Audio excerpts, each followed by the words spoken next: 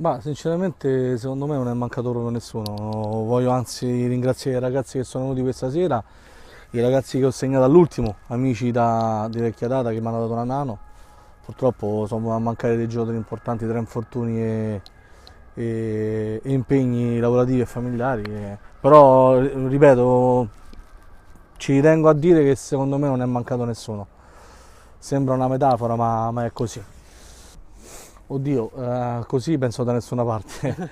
Purtroppo, se dobbiamo cercare giocatori ogni volta che si fa la partita lunedì diventa un po' un problema, però spero che sia solamente un problema di questo lunedì. Però penso che noi le armi ce le abbiamo per arrivare in fondo e piano piano sicuramente usciremo fuori, anche perché non c'ho da dire nulla ai ragazzi per queste prime tre partite di campionato.